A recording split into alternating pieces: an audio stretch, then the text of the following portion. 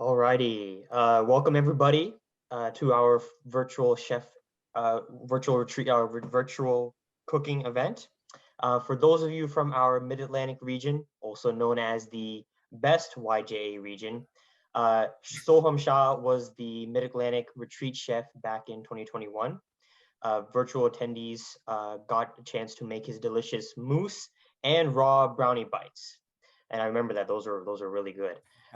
And Chef Sohum in general, he's been cooking up many different dishes in his free time, from ratatouille to chickpea avocado chaat. By the way, I need the recipe for that. And of course, dessert options such as mascarpone semifreddo. If I mess that up, apologies for that. No, you're good. You're good.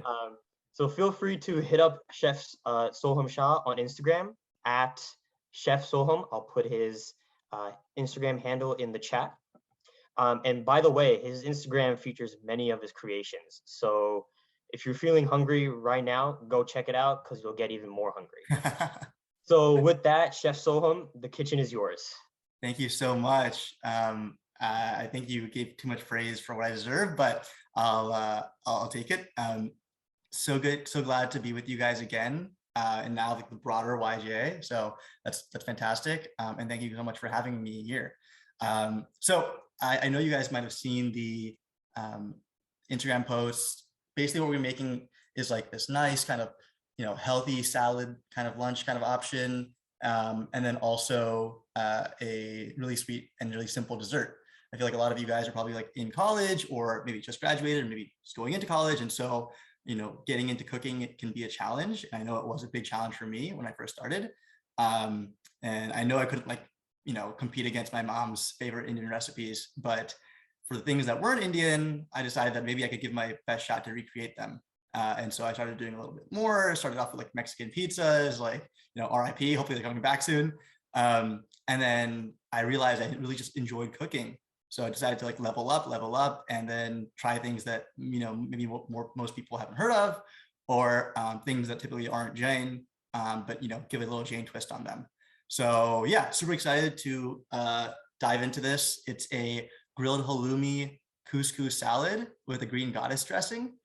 All of these different components of this recipe, you can like separate, you can make your own, you can customize. So I think it's a really versatile like entree.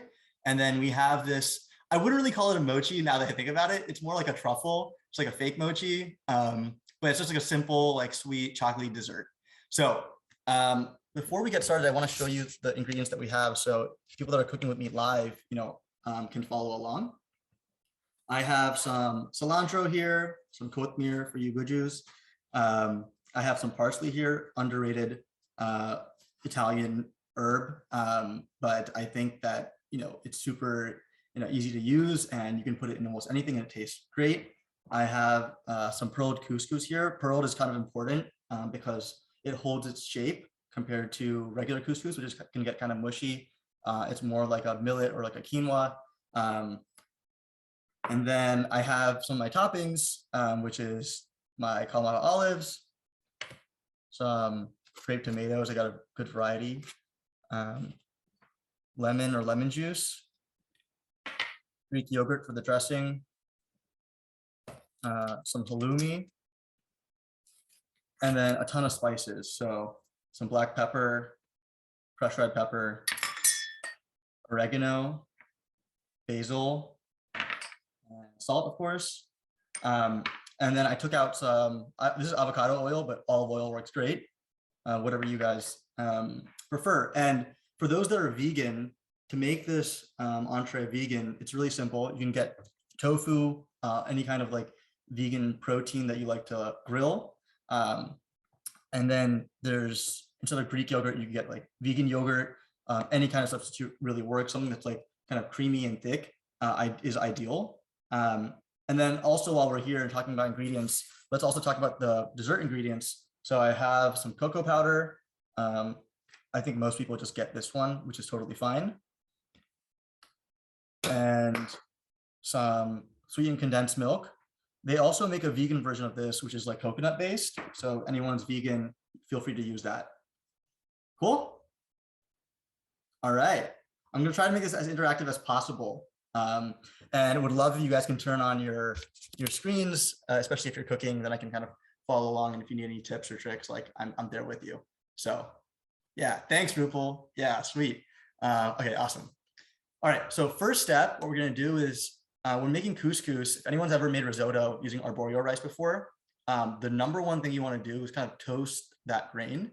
It gets like a really extra added flavor to it that you might not find if you just cook it and boil the grain by itself. So I have my pearled couscous over here, and I'm gonna ask my trusty advisor, my sister, to come and help me out with this and move the camera. But basically what we're gonna do is we're gonna toast the pearled couscous with a little bit of oil in our pot.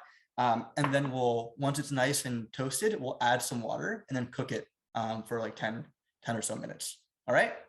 So if you're cooking with me, carry yourself over the stove and let's get started.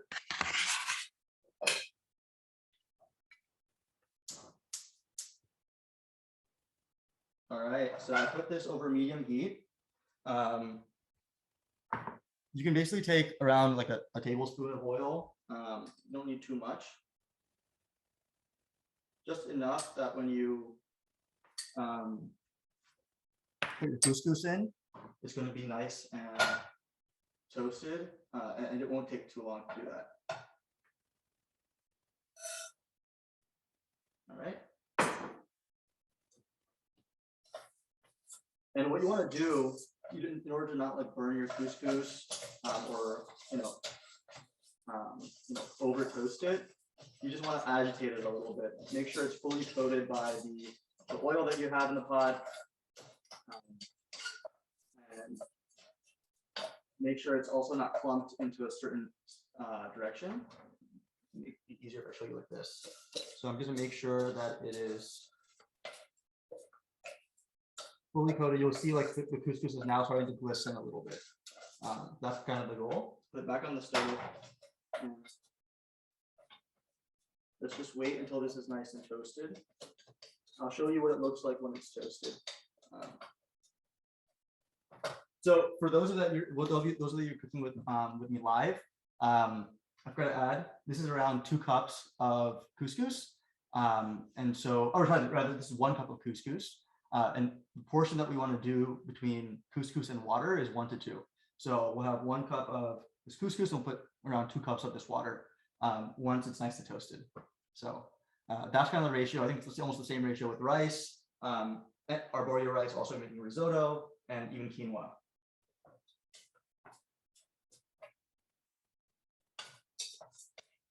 Also, if you have any questions, feel free to like unmute and ask away. I want to make sure this is like as interactive, and you're not kind of just like struggling over here, because I know it can be daunting to make something on your own.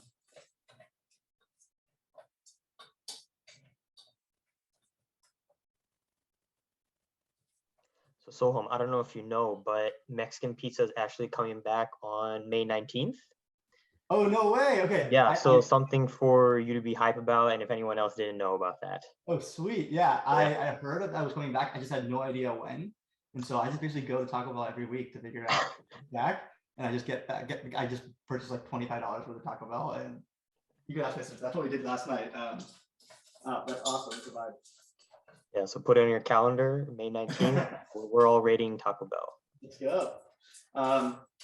So if you're cooking with me live, you can now smell that it's like nice and toasted, almost if you ever like toasted walnuts before. And let me show you what it looks like.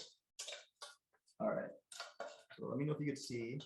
You can see like some of these things are like a little darker brown, golden brown. That's kind of the goal. You want to get like the majority of these pearls to get that kind of color. You see some of the spots over there? All right. Just toast it a little bit more. Now, before we add the water, you should know, and you probably have known this when you guys are like frying things or stuff, water and oil do not go together. A lot of times, like you'll be putting water in something, or like it's maybe like the tofu, for example, if you're like, frying it in a tavi, like it starts to like sizzle and pop, and you take that shield of the pot lid and like you're making sure you don't burn yourself. So to ensure that doesn't happen with us, what we're going to do is we're going to put this on low heat and make sure that there's no leftover oil in the pan. So this way, the reaction of the water and the oil isn't too severe. So I'm going to turn this down a little bit. And now you can see, I would say maybe like a half, or if not, maybe like 2/3 of the couscous is like nicely toasted. So I don't have any excess oil remaining. And so now I can put my 2 cups of water, and you want to just do this nice and slow. There you go. And just like stir it around a little bit.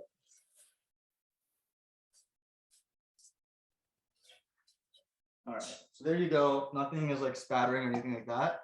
And now I'm just going to cook this on medium heat. Make sure it gets to a boil and keep it uncovered for now. Once it hits its boil, we're going to turn down the gas a little bit, put the lid on it, and then let it cook. And the goal of this couscous is basically the couscous absorb all of that water. So what you're going to end up happening is like these small tiny pearls are going to become a lot bigger, a lot fluffier, and eventually you'll take a fork around, and like as you move the fork around, steam will kind of like come out of the pot, and you'll see like this nice, fresh, and fluffy couscous. Cool, awesome. So I'm gonna move us back to the kitchen table, and we're gonna get started with the dressing. So this is one of my favorite dressings. I kind of came across this when I was making my famous quinoa salad. It's kind of similar to like the cilantro lime sauce that I made then. If you're not familiar, check it out. I have a YouTube video on it as well. So what we're gonna do is we're gonna basically cut up some parsley, cut up some cilantro, and add some Greek yogurt to make it like thick and a little fatty. And you can put this on wraps, like as the base of that into the hummus. You can put it in salads. You can put it in sandwiches. Whatever you like, to your heart's desire. It's just very, very flexible, and it's like very fresh, and it doesn't go bad. Like you can use it for like over 2-3 days if you keep it in the fridge. So cool. To get started, let's just cut some of our vegetables. One thing being Jain that I realized over the past few years is that just because that we're consuming vegetables because they have fewer senses, and you're not committing as much violence as you are if you're cooking meat or anything else, you should still be kind of mindful about the vegetables that you're using and the vegetables that you're consuming. So what I like to do is I keep a practice of always keeping my knife off of the cutting board if there are any vegetables there. Just because if you imagine yourself as maybe I was this parsley in a past life and you're cutting it, would you want the fear of a knife being on your cutting board? Probably not, right? So that's why I like to just make sure it's separated and make sure I'm taking care of the vegetables that I'm using with as much love and care as you would, family member. So that said, don't cut your family members, but we're gonna cut some of this parsley. And when I like to cut, you want to just basically make it fine, but you don't need to make it too fine. And what I mean by that is like we're gonna be putting this in the food processor anyway, but we just want to be able to make sure it's like manageable inside the food processor. So, and that is a good hint. If anyone is cooking with me live, make sure you get your food processor or a blender ready, because we're gonna be using that to make the dressing. All right, so I'm taking my parsley. Pro tip when cutting, for those of you that are cooking for the first time, when you're cutting, you want to keep your knuckle to the knife and keep your fingertips a little bit away from the knife. This will ensure that you don't cut yourself, especially if you're using a big knife like I am. This is a chef's knife. And so what you can do with that is as you're cutting, you can just move your hand back.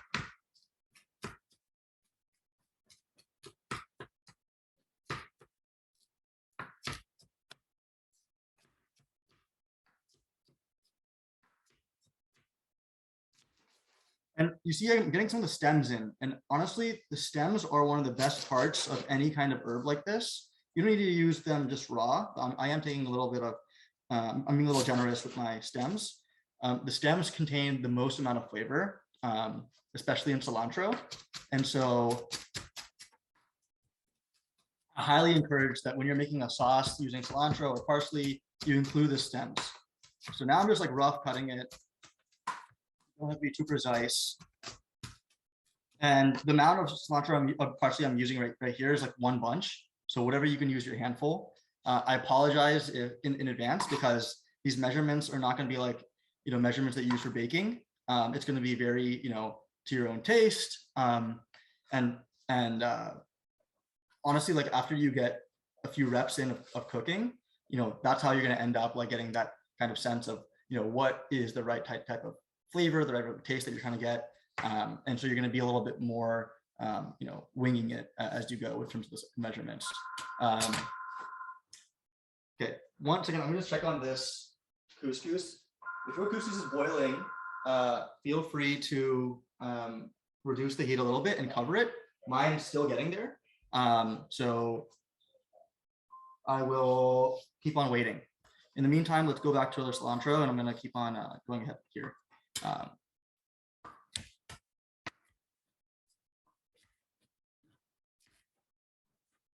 Wait, Sohum, you said that once the water starts boiling to cover it? Yeah, cover it and just lower the heat a little bit. So it's a medium-low heat. Okay, perfect. Thank you. Yep.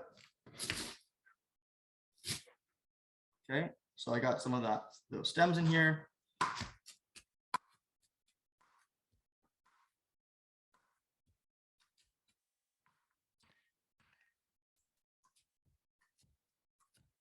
Okay, as you can see, my cilantro is kind of like rough cut. Don't be too precise with it. All right, perfect. Now I'm going to keep my knife off the cutting board. All right, so for this dressing, I'm going to get my processor here. I'm going to basically put, we like to layer. Whenever you're blending something, it's best to layer, so then everything is easily incorporated. So I'm going to take, I have 1 cup of Greek yogurt here. You're welcome for the measurements, by the way. And I'm going to take around half of it and scoop it in.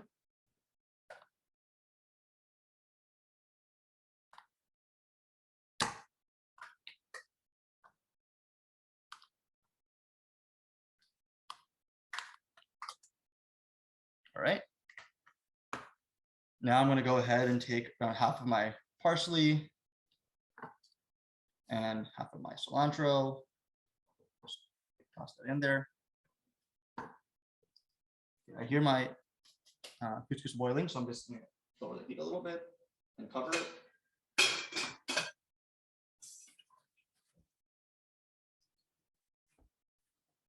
Okay. All right, this looks good. And now the main ingredient here to really like add a ton of flavor to your dressing, and this is a life hack, by the way, is lemon juice or lime juice, whatever you have. Fresh squeeze is best. And I like to use this as a big replacement for salt. Salt, like, it helps bring the flavors out when you're cooking in general. And so when you're adding lemon juice or lime juice, it's also kind of acidic. It also has that kind of springiness in terms of the flavor. So I'm gonna just like roll my lemon here. This kind of helps activate some of the juices and the oils that are inside the lemon. I'm gonna just cut this in half. All right, and then I'm gonna take half my lemon and squeeze it into this. When you're squeezing lemon, hopefully you don't have any cuts in your fingers, but when you're squeezing lemon, to avoid the seeds from falling into your whatever you're making, you just put your hand and let the lemon juice just kind of drip through your fingers, and you can catch the seeds pretty easily like this. I caught up. Ready?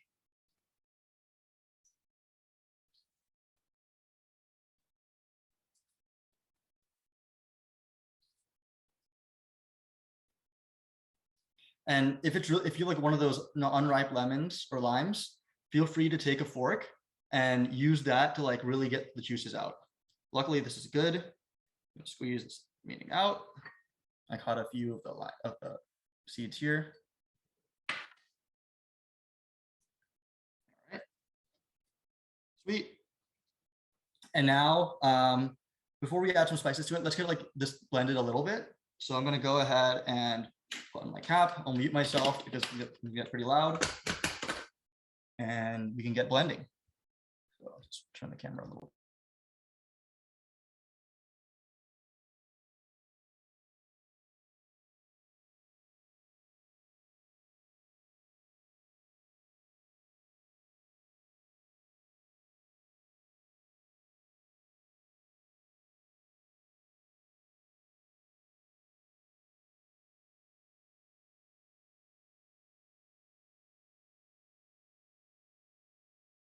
Okay, so you can probably see it's kind of like a chimichurri. You see it's like still kind of like not fully incorporated, and that's okay. We're gonna add a lot more to this, but I just wanted to get this kind of settled before we conquer the next part. So again, let's add some of our Greek yogurt, the other half of it. And the best way to figure out if this is heading the right direction is to just honestly taste it. So we'll do that after we give this a little blitz again.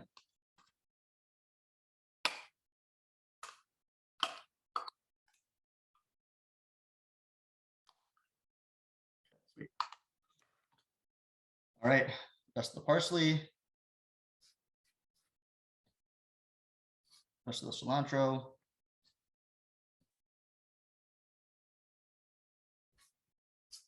It's important to snack while you eat. All right, and then last bit of lemon juice. Again, use the same kind of method. Catch those seeds.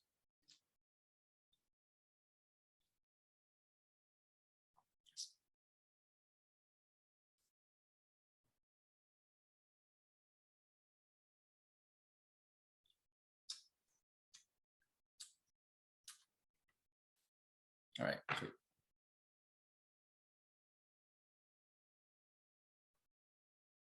Cool. Let's give this a blitz again before we add our spices.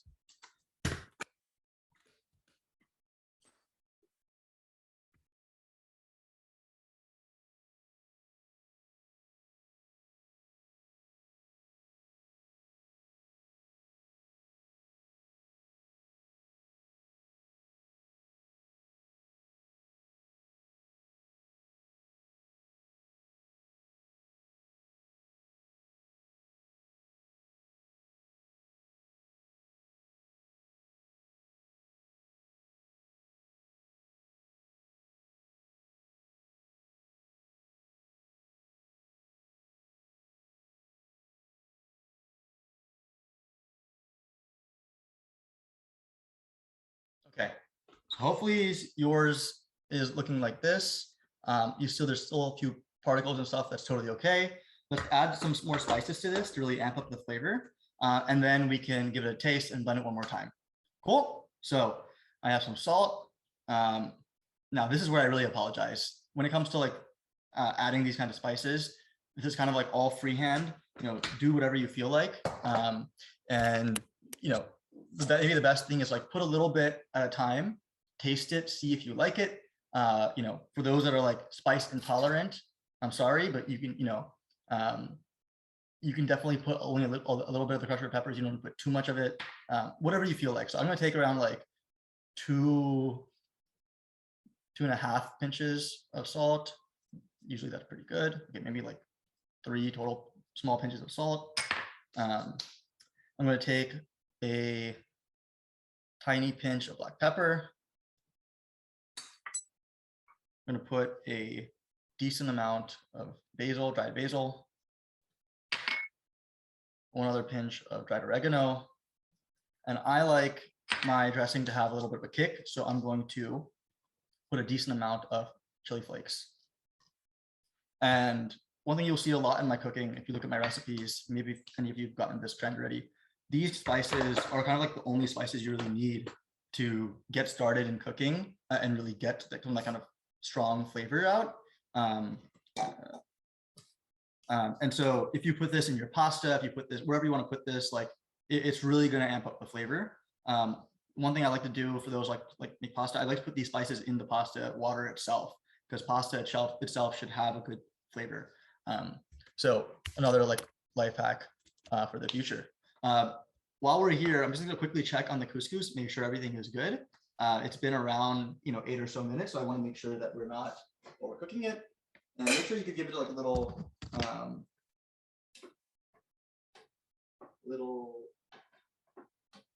turn around, make sure it's like moving around, agitate it a little bit. You should see over here, I still have a decent amount of water left, but it's getting fluffier and fluffier. So I'm going to put this back on the stove, let it cook again for until all the water is completely gone and incorporated in the couscous. sweet. So back to the dressing. We got our spices in. Now what we're gonna do is just blend it up one more time. On mute.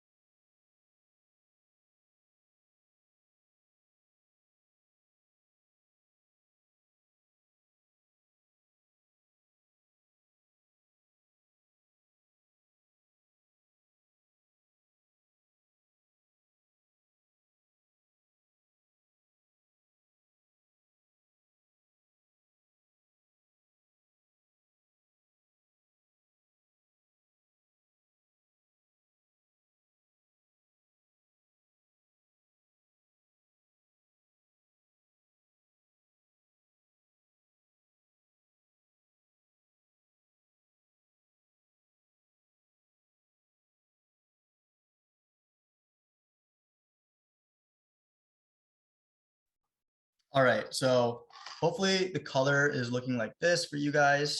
It's not too bright. See it? I think the consistency is a little bit loose, so I'm gonna put just a little bit more Greek yogurt in here to fatten it up and thicken it up a little bit. I think 1 or 2 scoops might be good. Think of like a nice, you know, not too thick, but like a nice dressing that like you can scoop out and put onto your salad, but you don't want it to be too watery. Okay, so I think that's a decent amount. Question: Did you add crushed red pepper to the dressing? Yeah, I did. I added to the dressing. Yep, all the spices, your dried oregano, your dried basil, salt, black pepper, and chili flakes. Yep. Any other questions, by the way, for those of you guys that are cooking, or even those of you that are not cooking with me, but are curious? I had a question. In your experience, is it better to, like, for example, this recipe, is it better to use a food processor or a blender? What's your take on that? The only reason why I didn't use a blender was because the amount I'm making is not that big. But a food processor or a blender is both fine. If you have a blender like a NutriBullet or a Magic Bullet, like that is probably the best tool you can use. Blender that I have is like gigantic here at home, so I just prefer to not have to move it around and stuff like that. But yes, if you have like a blender, feel free to use that. So I'm gonna give this a blitz one more time.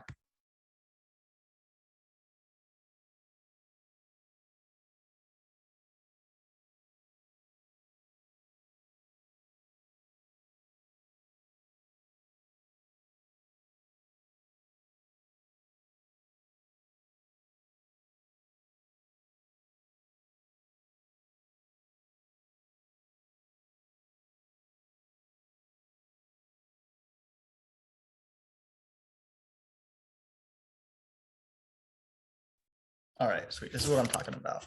So here we go. Our dressing is like kind of thick and rich, and everything is like decently incorporated. If you can get it like to be fully green without any of these bits, that's ideal. If not, no worries.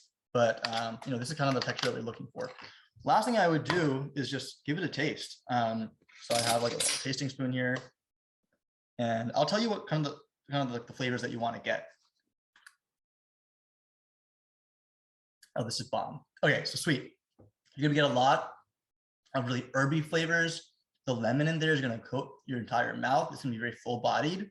And the spices that you put are gonna be just enough where like they amp up the flavor of the herbs, but they're not too overwhelming. And it's not like, you know, you put too many chili flakes and it's choking your throat.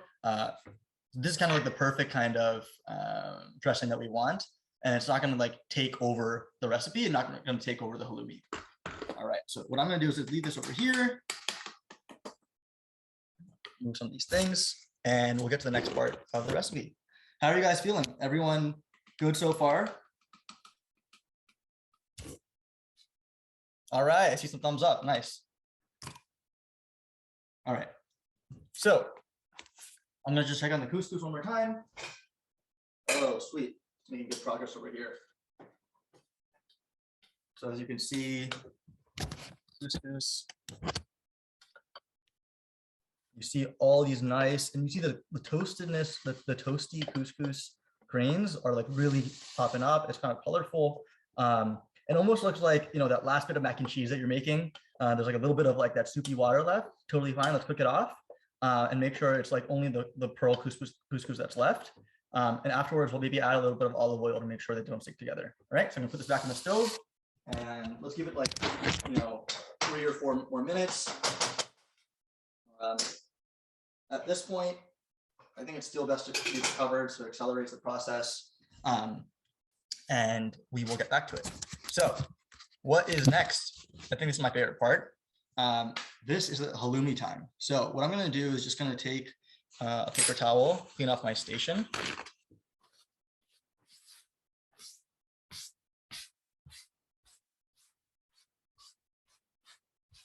All right, sweet. Okay, so let's get our halloumi out. All right, so halloumi, the reason we're using halloumi, by the way, is because it's a really interesting cheese. It's one of those cheeses that have a really high melting point for you. Oh, nice. Awesome, Bisha. Glad that the dressing tastes fire. But anyway, back to the halloumi. Halloumi is like one of those cheeses that have like a really high melting point. And so when you grill it, it doesn't actually melt. It kind of like holds its shape and it gets a nice toasty layer on top of it. It can become very golden brown. And it's very much like paneer. I think it's like the European version of paneer. Let's say it's that. So if you're vegan, tofu is a great alternative. What I could do with tofu, by the way, if you're cooking with tofu, is instead of like putting it on the tavi directly, well, if you're gonna put it on the tavi directly, then make sure that you, I probably should have mentioned this in the ingredients list. Make sure you squeeze out all the water out of it, because tofu is like very water dense, and so you want to make sure there's like very little water left. And so when you grill it, it becomes nice and cooked and toasted and fried. With tofu though, if you're not frying it immediately, I would take some time, put it on like 400 degrees or 500 degrees in your oven, bake it for like 10-15 minutes, make sure it's like kind of crispy on all sides, and that will best replicate the halloumi dish that we're making right now. All right, so sweet. What I'm gonna do is, you see this halloumi, right now it's kind of like wet. So I would take a paper towel, if you can get one, or a cloth, and just kind of like take out some of the excess water here. The reason is we're gonna fry this or put it on the grill, like on a frying pan. And what that means is that when you put oil with it, again, like the oil and water do not react well, and you don't want them to like sizzle too much and for the oil to sputter. So I'm gonna just do this one more time. Make sure some of that excess water is out. You can press on it at all sides. And you see it like very, very quickly, the liquid kind of like goes away. There's not too much work here. Sweet, there we go. Halloumi is there. I'm going to cut this lengthwise like this. And now you have 2 halves. Almost looks like one of those ciabatta breads.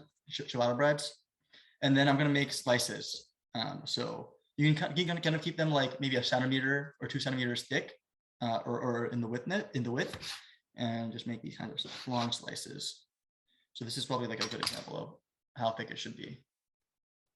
Cool. All right.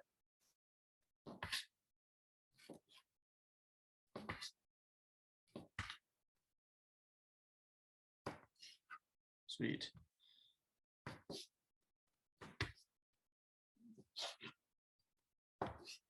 So the couscous, by the way, the 1 cup that we used will be good enough for around 2 to 3 people. And the halloumi that we have here is definitely good enough for around 3 or 4 people. So this is a ton of halloumi that we have. And halloumi is like already kind of like a salty kind of cheese, especially when you grill it. And so that's why we haven't added too much salt in any of our other dishes, including the couscous, because this will add a lot of that real salty flavor.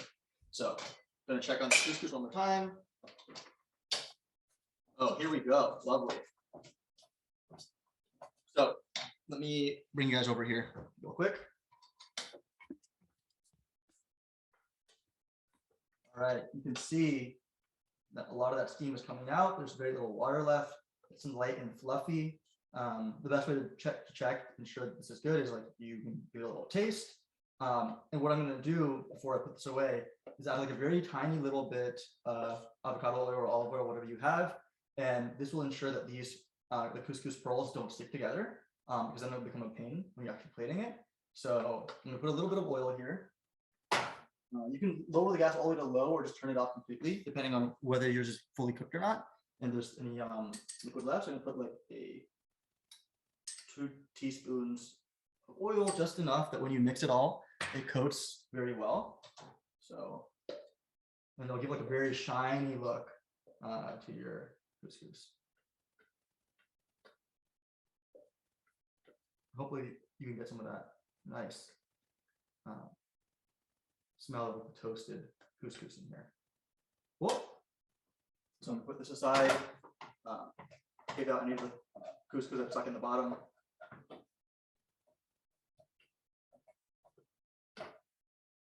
All right, so I'm gonna give this a little taste to ensure that everything is fully cooked.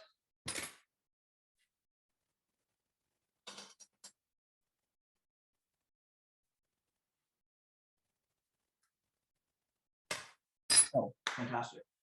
Awesome. Now, it might taste really bland to you guys. That's totally okay. What we can do is just add a little bit of a pinch of salt here. We don't need to add too much again, like I mentioned, because the halloumi has most of that flavor. And give it a little toss one more time.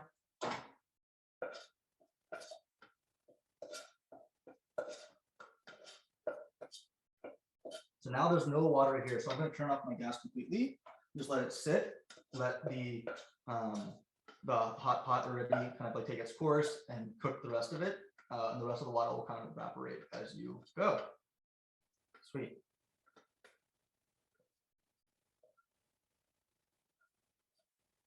All right. Go back and leave that there.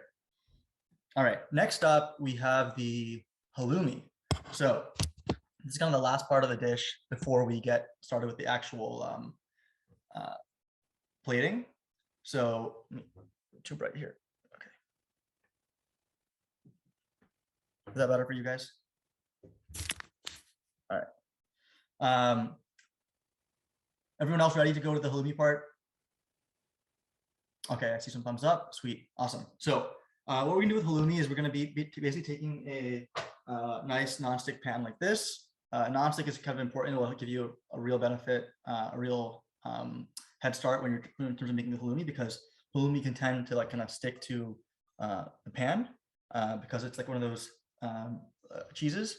And so nonstick would just help you out. We're gonna put like half of this at a time, and you'll see that it can kind of get toasted relatively quickly and nice and golden brown. So I'm gonna put a very little bit of amount of olive oil or avocado oil, whatever oil you have, and I'm gonna heat the pan up to around medium heat, and then place the halloumi strips one by one. So let me show you guys the process.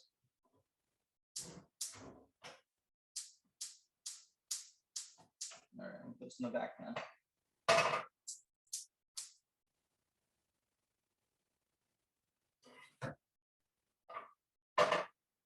So medium high heat works, or medium heat works best with this as well. I'm gonna put some avocado oil in here as well.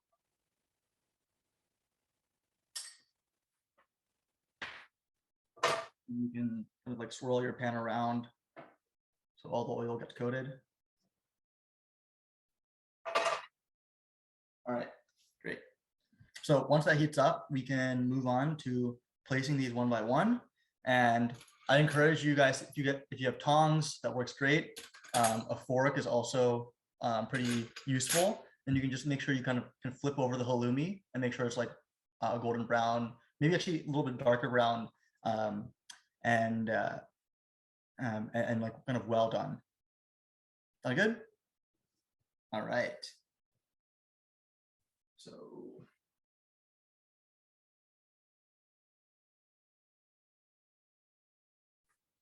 Okay, so I'm gonna take over my strips of my halloumi, and then, okay, I'll just place it in here.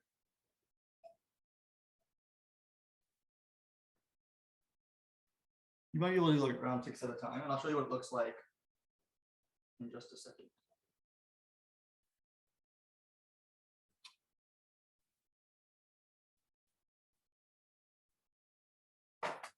Just like this. Okay.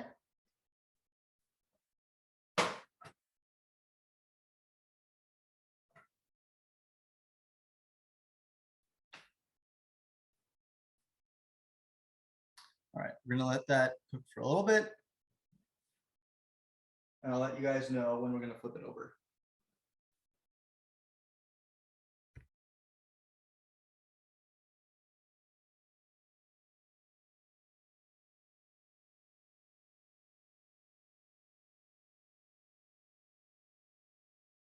So while the halloumi is cooking, what we can get started on is the toppings that are going to go on the salad. So I have some of my grape tomatoes. Get some different colors in there. That's great for your plating. And we'll just check on the halloumi from time to time. All right. So you can take a paring knife and cut these in half.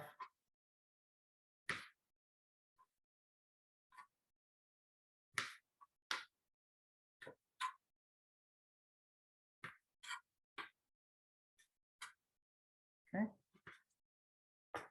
You're sizzling, it's a good sign. And I'm going to take my fork and just check on it.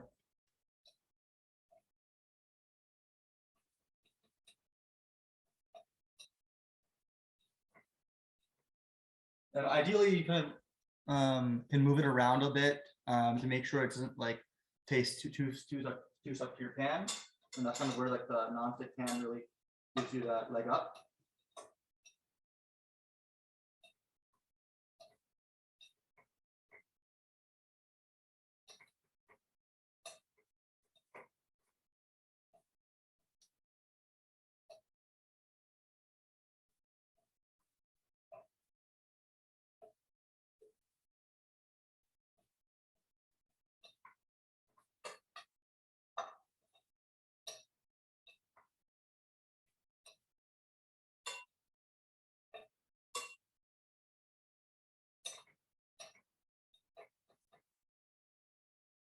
Still not there yet, so I'll leave there. I'm gonna take my Kalamata olives that I have here and also kind of just cut them in half.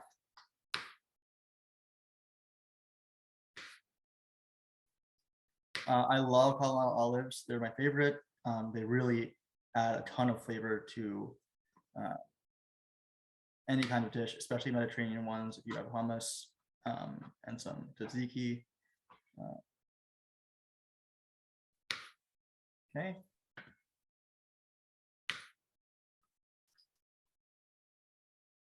All right.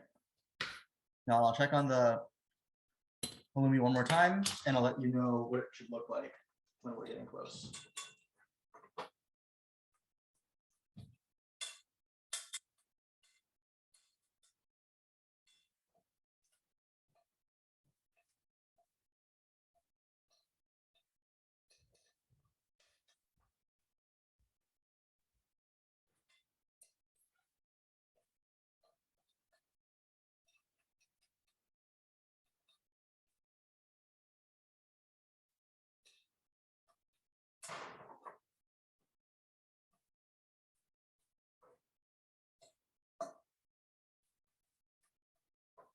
Okay, this is a good, better example. So you see this one, it's like kind of like nice and charred. That's kind of like what you want the rest of the one to look like. Some of these are like a little bit melty. I think it's because I left it out from the fridge for a while. But you want to make sure they hold their composure as much as possible. So keep on testing out your halloumi until it's like nice and golden brown.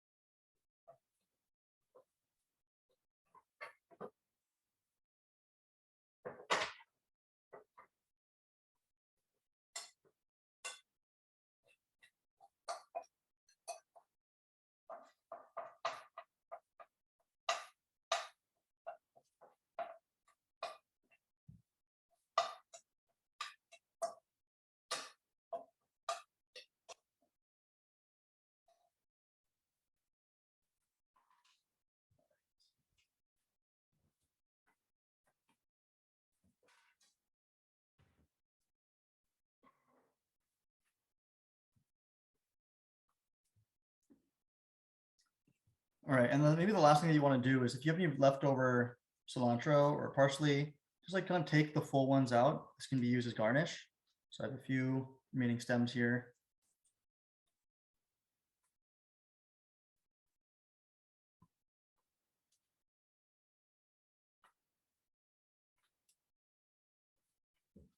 Sweet.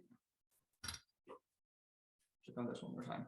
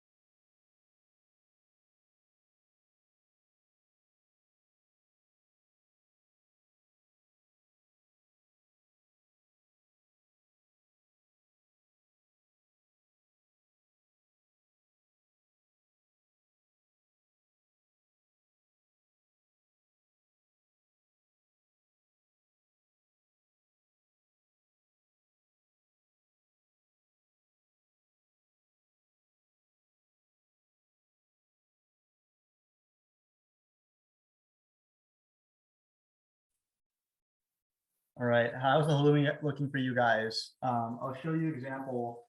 My first batch came out a little like not as they didn't really hold together as much as I expected. I think it's because I left the cheese out, to prep for the show.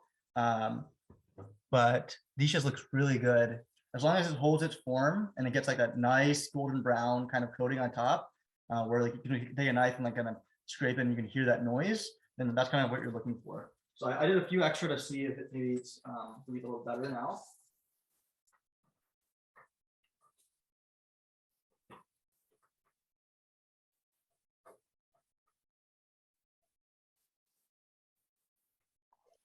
Disha, you're being asked to show yours again.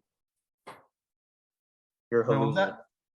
I said Disha is being asked for her to show her halloumi. Oh yes. Oh, it looks fantastic. Yeah, the darker the better.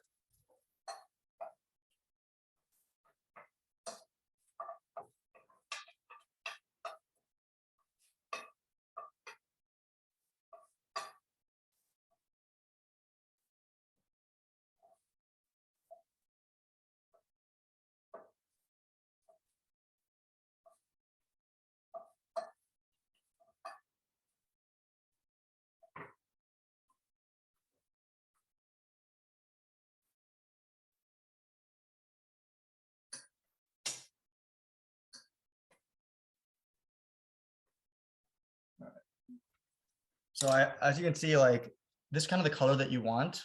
They don't look the prettiest, but bear with me.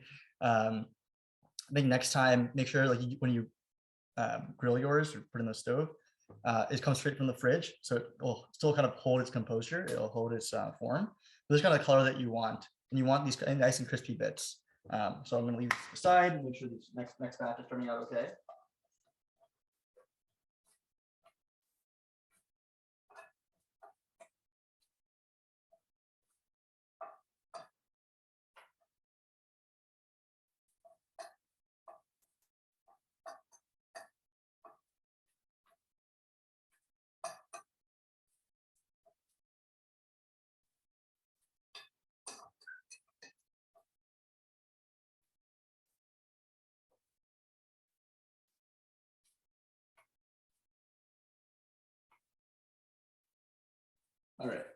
So let's just, I know that we're like kind of low on time and I want to get to the dessert as quickly as possible.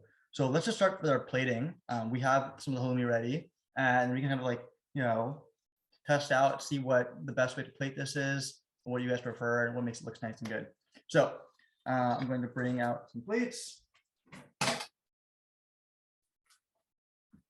right, so first up, we want to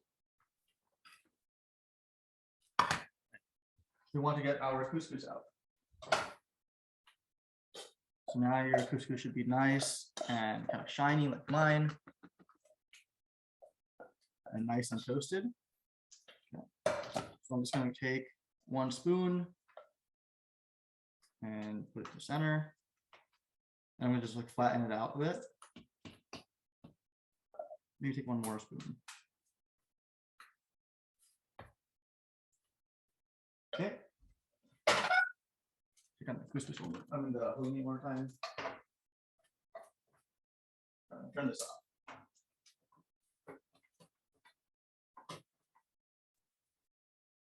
All right, I think the first batch was actually just fine. I think it's just the fact that it's a little bit too soft to cook properly. Okay, I'm gonna take a little spoon and try to get this into a nice circle. You can use your fingers. Now, one good way to plate in general is if you have one of these kinds of, any of these, this can always be great. You can kind of fill this to the top, flip it over, and it'll become like a nice kind of cylinder. I think for the couscous specifically, because it's filled and because we added olive oil, it's not going to hold its shape as much as you'd like. And so that might be better for quinoa or any other kind of grain that you're using, or even regular unpearled couscous. Okay, I'm just going to flatten this out a bit. Sweet. All right, next up, I'm going to take dressing that we made. Make sure it's still nice and fluffy. Fantastic. And I'm just going to kind of coat this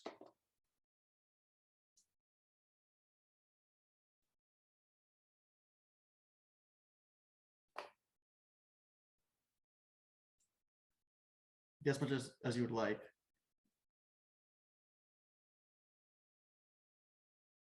All right, fantastic. And then we can take the start of the show, the halloumi. I wish mine looked a little bit better. And you'll see it's kind of like it'll hold its form now. And you can kind of put this on top. One. Oh, this is exactly what it should look like. It's probably the best one that came out. All right. 2. This one is okay. 3. And now you have some of your vegetables. So let's take your grape tomato.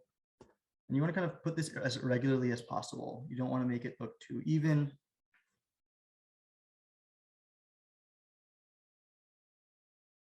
Get some different colors in there. I like to plate, and I like to spend at least 5 minutes or so plating because everyone knows you eat with your eyes first.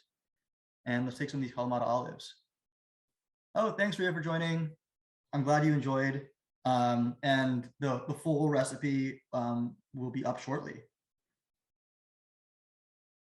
All right, you have some of these Kalamata olives in here.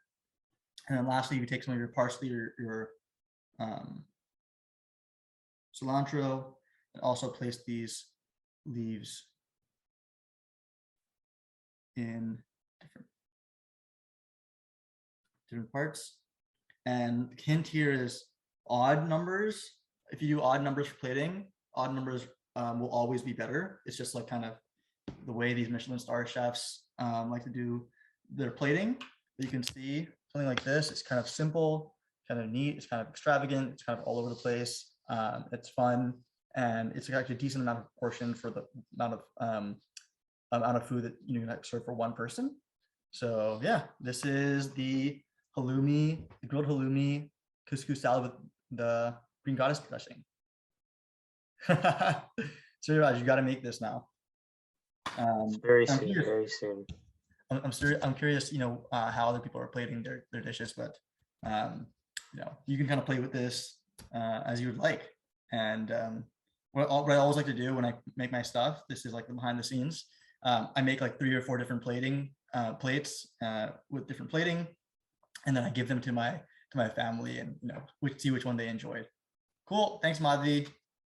All right, so this is set. I think now we should get on to the dessert in our remaining 15-20 minutes. It's gonna be super easy, only 2 ingredients. So I'm gonna move some of my counter, clean it up a little bit. I'll take a picture of this, post on the Instagram later. All right, sweet. So really simple. We have our sweetened condensed milk, and we have our cocoa powder here. Now this is a dessert that you'll have to take some time to make. It's going to take around 2 hours in terms of like making sure it's all cooled. But we're going to take a pot and we're going to put our sweetened condensed milk. This is 14 ounces, I believe, or 330 grams, 1 small can. I'm going to make sure all of this is in here. You could also use, as I mentioned before, coconut sweetened condensed milk. That also works very well. And I'm going to put this on the stove. Basically, just right now, it's like very sticky. It's very thick. We want to make this a little bit more liquidy and easy to work with. So what I'm going to do is put this on the stove over medium-low heat until you see some bubbles on the outer edges of it. And as you move it around, you want to agitate it as much as you can so it doesn't burn. But as you move it around, it seems a little bit more liquidy. Make sense?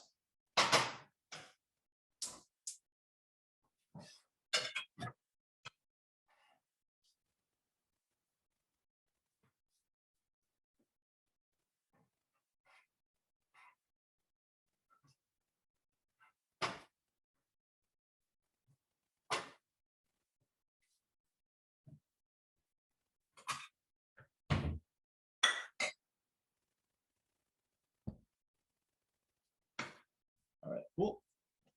What we're going to do then after is take our sifter and basically this is 1 1/4 cup of cocoa powder.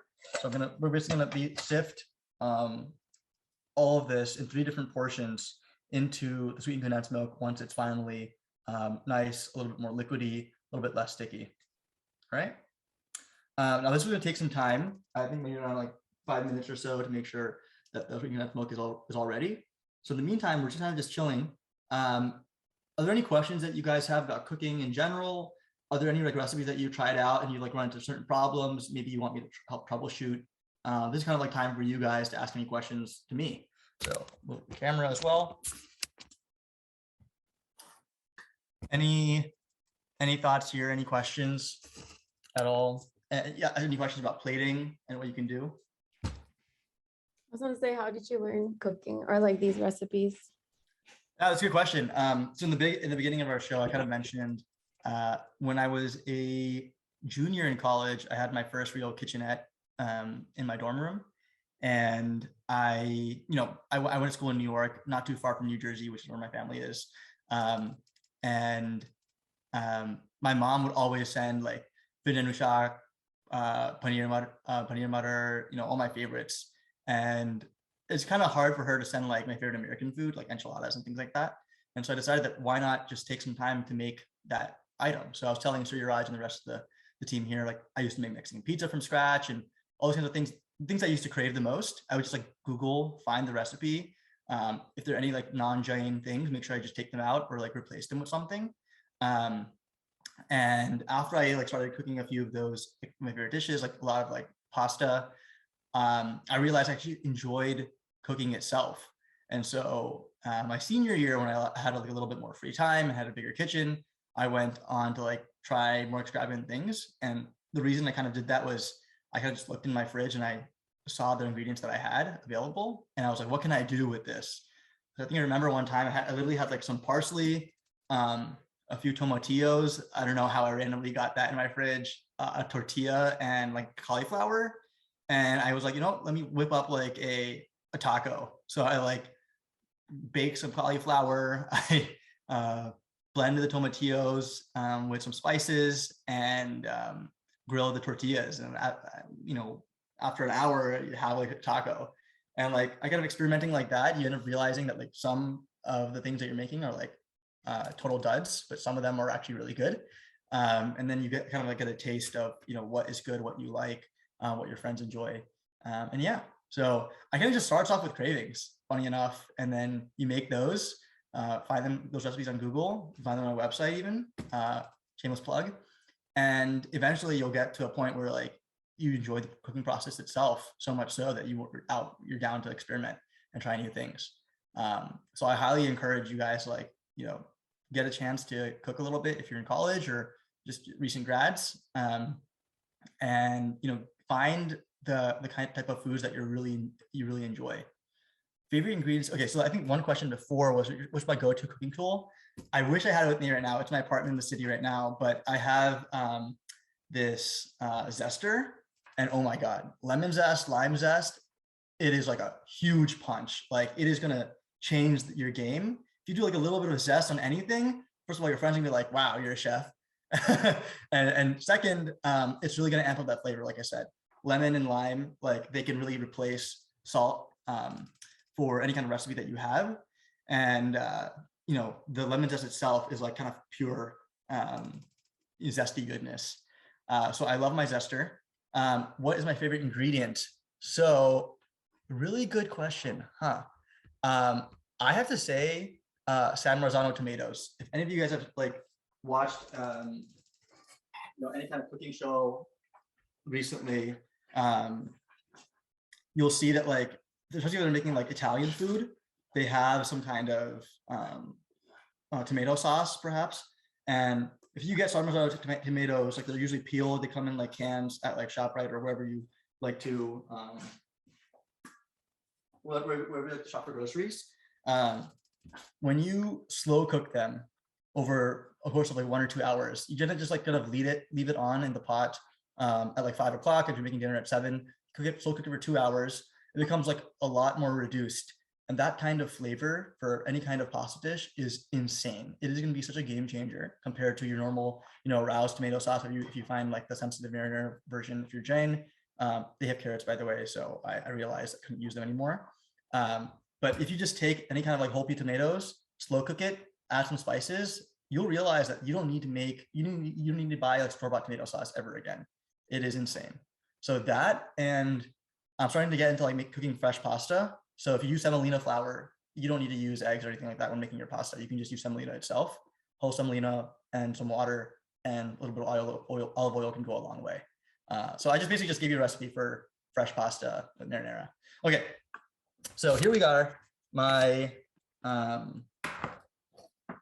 sweet condensed milk is a lot more liquidy, but you can see there are a lot of these like brown spots in here. That is like that sugar that was in the sweet condensed milk that have stuck to the bottom. And no worries, we have like a strainer, so we're gonna just strain it out and we'll be good to go. So take one of your mixing pots and you can leave your sweet condensed milk over here. I'm gonna find my strainer.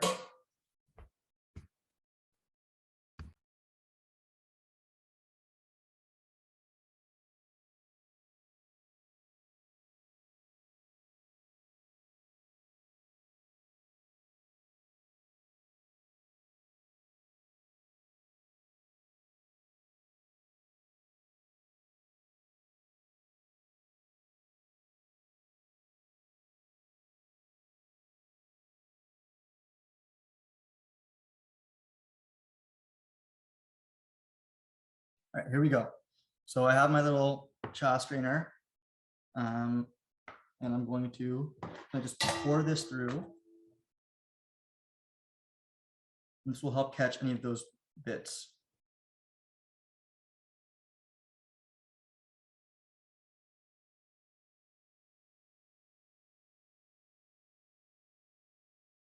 All right, and if you see if it's clumping over here, you can kind of take a spoon. I'll just use this fork right here and just gonna mix it through, so then it helps come out easily.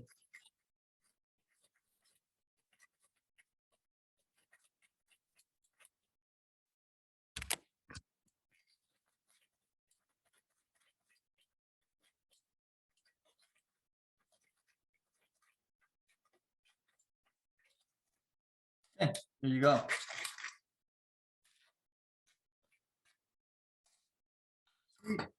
So you have your sweetened condensed milk. It's gonna be pretty hot, be careful.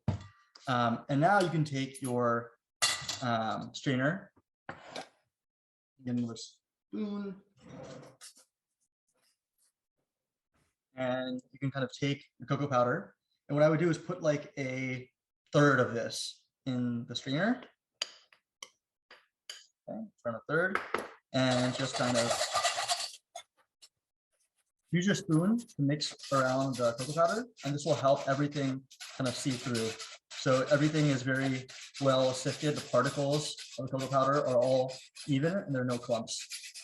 This is a life hack for any kind of baking. If anyone's a baker out here, this is kind of like key to getting a any kind of baked dish, any kind of dessert well sifted. All right, so now you put 1/3 here, kind of see what it looks like here. And I would take your whatever stirring gadget that you have and kind of fold it in.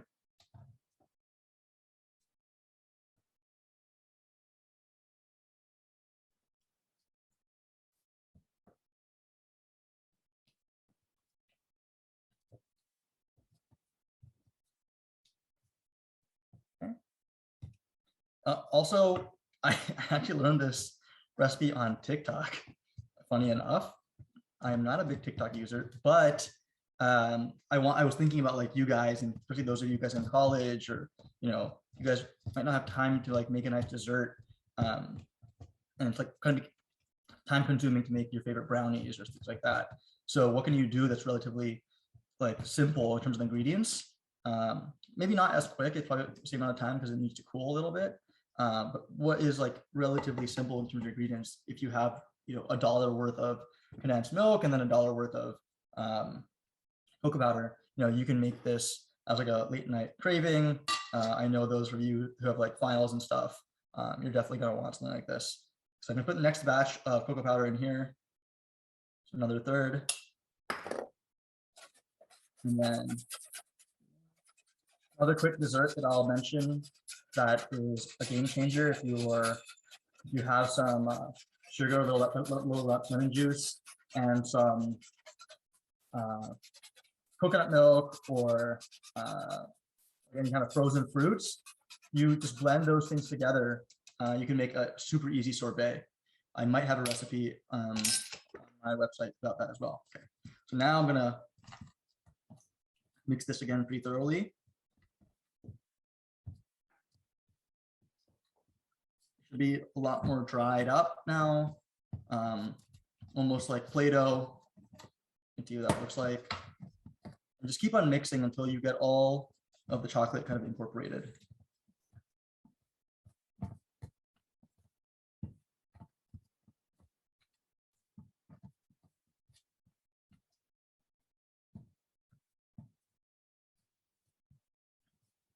And it smells so good already. I'm gonna take a smaller spoon.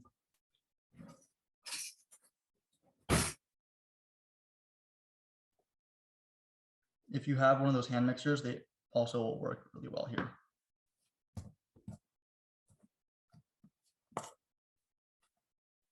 So I think here, because sweet condensed milk kind of reduced a decent amount, we might not need to add too much more chocolate to this after. So let's give it a shot. Let's see how much of the cocoa powder we could actually absorb in this right now. And then we'll go from there. Any questions for those that are cooking or watching? You can feel free to like unmute and ask them. I'm not cooking right now, but I was wondering, for warming the condensed milk, could you do that in a microwave? Because I only have a microwave in my house. Yeah, I'm sure you can. For the amount of time, I'm not sure how long it'll take, but I would do it like in 1 minute increments. You don't want it to boil, but you just want it to be like a little bit loose and more liquidy compared to how sticky it is originally. Sounds Yeah, good question. All right. So you can kind of see like it holds its shape. I honestly don't think we need to add more cocoa powder here. If yours doesn't look like this, actually maybe we'll put a little sprinkle more of cocoa powder, but if yours is still very, very like brownie batter like, or very like frosting, very liquidy, you can continue adding a little bit more cocoa powder. So I'll add a tiny bit more, just give it a shot.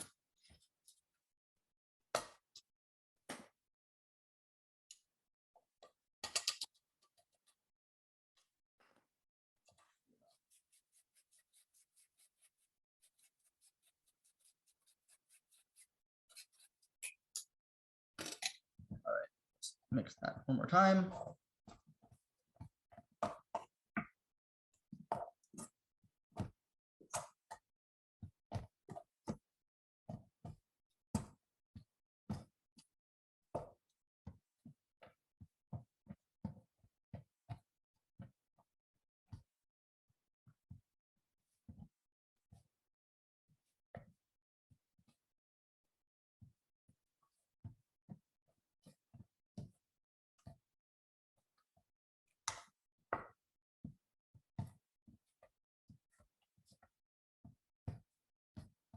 All right, yeah, this is definitely more than enough cocoa powder. So the next step for those of you that are already ready and have like a really consistent chocolatey ball, you can take some saran wrap, and we'll need 2 pieces and get like a glass container like this. And what we're gonna have to do is keep this cooled for 2 hours.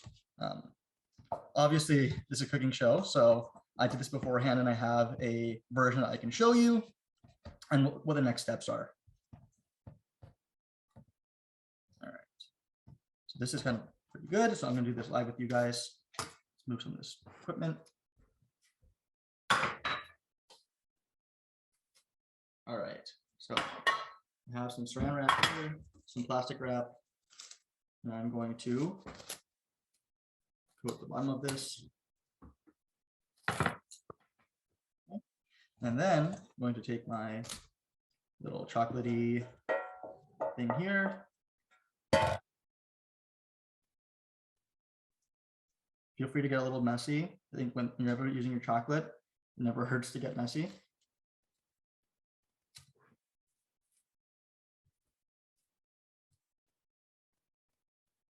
All right. Good enough. And then I'll just have my sister put the last wrap on.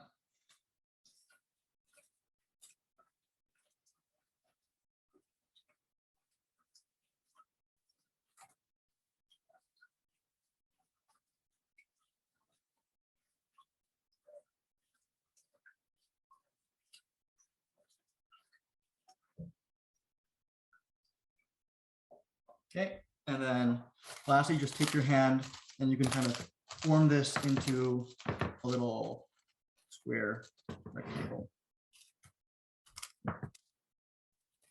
Press firmly down. It wants to be around like ½ inch thick.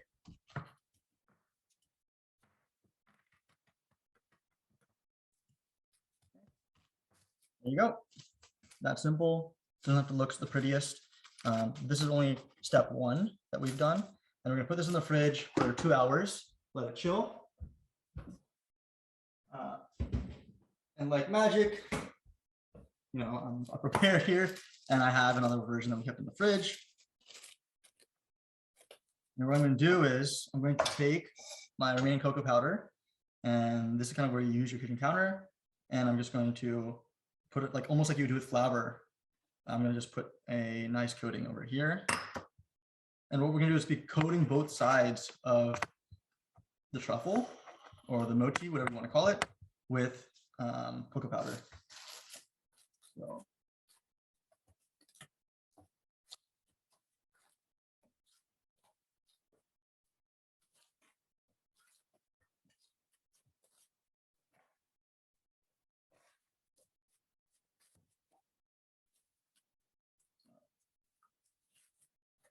Let's hope this comes out.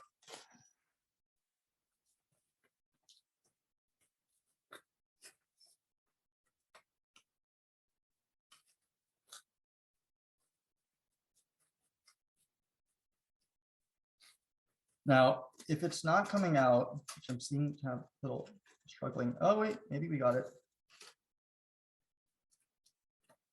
It's okay if you still have some chocolate that's left over.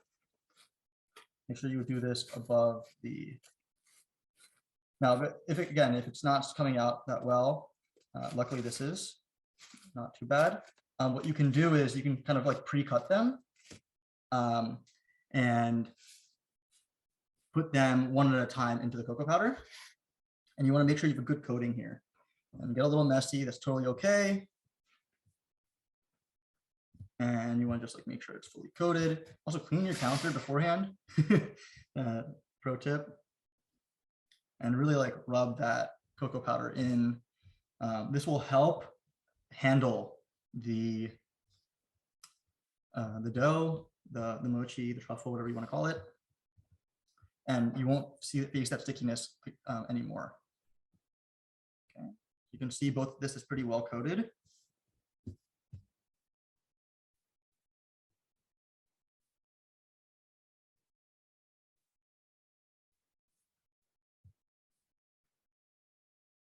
All right. How does it look to you guys? Oh, or rather, you guys probably don't have this ready anyway. Well, this is what it will look for you guys, I guess. And what we're going to do is kind of cut this into bite-sized pieces. So I have my knife here.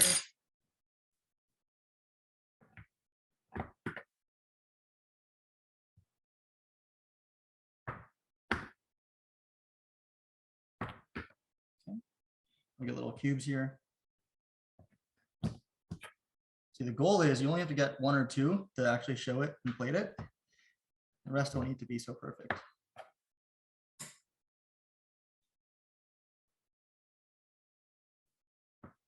I think I got 3 good ones.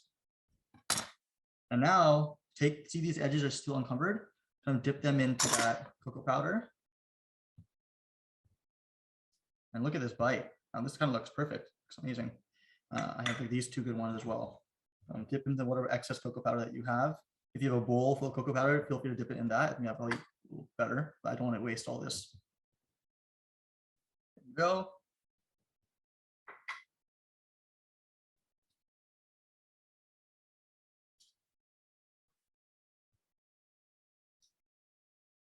All right, all these look pretty good. And the reason I kind of called it a mochi bite because, like, I don't know if you've ever had vegan mochi. I think they sell them at Whole Foods. I also don't even know if they're Jain. I really hope they are, but I know it can be tough. I think they maybe might have opened a mochi bar, a vegan mochi bar in New York City. So check those out. But the kind of texture of mochi is kind of similar to this. And when you bite into it, it's kind of like chewy and rubbery. So that's kind of why I called it that. I guess you can see if I pull this apart, but there's that kind of chewy, chocolatey nature. Anyway, we get to the point where we're plating it. So feel free to stack it like this. You can maybe put a dollop of ice cream on top. There you go. And if you have like some orange, feel free to use like an orange zester and some like extra fruity flavors on it, or put some berries on top, make it look like your own. But yeah, this is it. Here we go. I guess for the final reveal of both dishes, for those who haven't seen, apologies for my hand. We go with the grilled halloumi couscous salad, and we have our chocolate mochi bites, chocolate truffles. Voila. Anyone who has cooked with me, I would love to see some of your dishes. I know that you can't necessarily show me the chocolate one, but if you have at least the first step ready, I would love to take a look.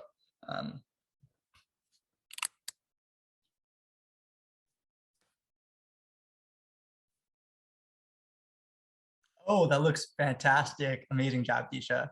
Wow. I think he's going to take my job soon. Well, I think that's the end of the show, guys. Really, really appreciate having you guys on for the entire hour and a half.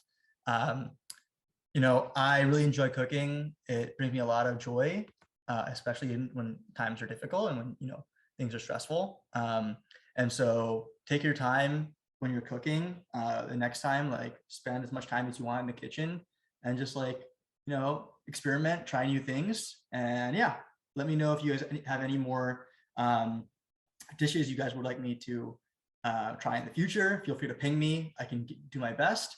And yeah, thanks so much for having me on, YJ. Yeah, thanks, Sohum. That was amazing. I mean, yet more of your amazing dishes, your amazing recipes, I should say.